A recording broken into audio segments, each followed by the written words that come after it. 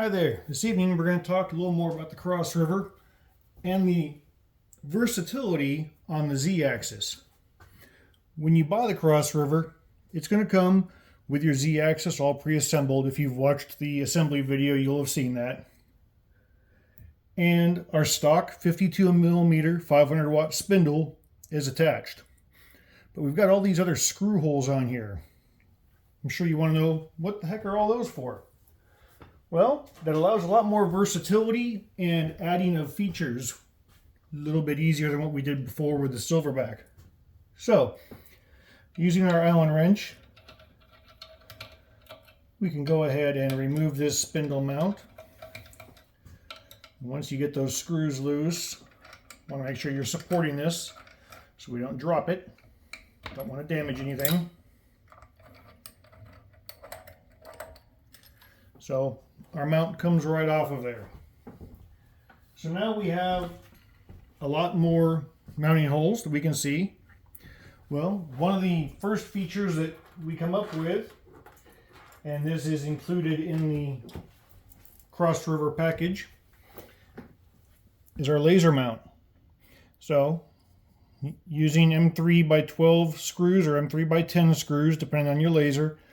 I've only used 2 of them just for the example here. But now we can take this and using the supplied screws, we can mount this right where that spindle mount was.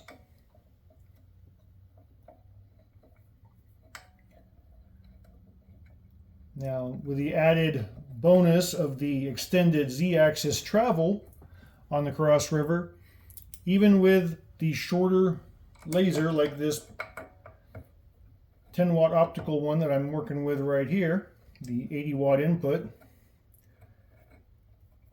I'm only going to put 2 of those screws in there just for the example, but you would want to put all 4 in there.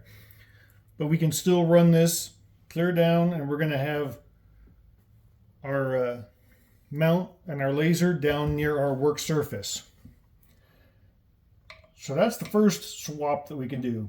Putting the laser on there gives us a lot more robust mount. No more are you trying to put the square peg in a round hole using the little spacers. The other thing that's included with the CrossRiver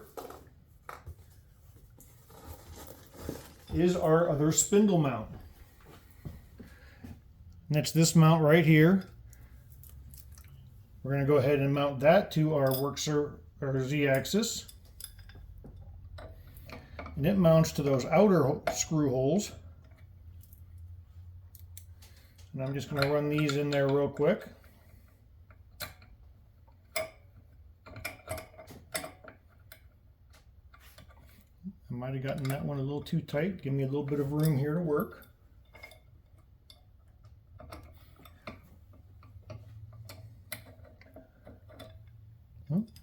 You'll notice I just made a mistake there. These holes are at a different spacing, so I need the next set up. I was 1 set of screw holes too low. This will still give us the ability to drop our spindle down to the desired height. Now with this holder, it comes with 2 adapter rings as well.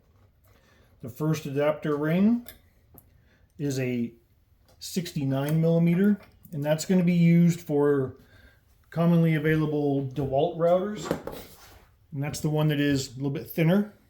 And we also have a 65mm, a little bit thicker ring, and that's going to be used for the Makita router that commonly fits. So we just drop that down in there,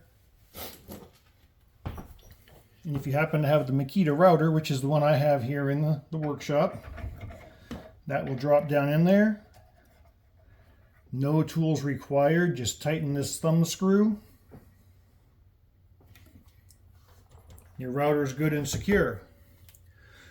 Of course, it raises the question, why do we have that huge mount when we're going to just use these adapter rings to put the routers in anyway? Well, that's something that's going to be coming up very soon here. We just got one in for testing.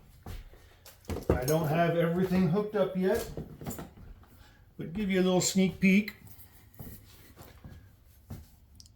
We're bringing out, this is a 1.5 kilowatt 10 amp router, operates using a variable frequency drive, has water cooling. It will include the pump. So basically we take this large 80 millimeter diameter spindle, mount it in our holder. You'll have your cooling lines and your VFD connection right there. That's how you'll drive it. It will still be an external speed control. Give me just a second here.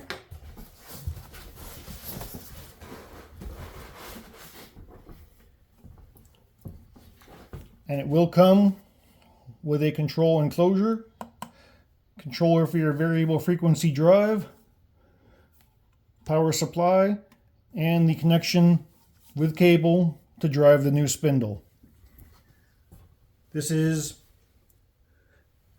as I mentioned, 24,000 RPM, 1.5 kilowatt, 1500 watt, triple the power of the stock spindle, as well as water cooled. Going to be a lot quieter, and we will be coming out with a video here very soon to discuss that spindle and give you more details on that. If you have any questions, remember you can always reach us at support@yorahome.com. Thank you. Jungle.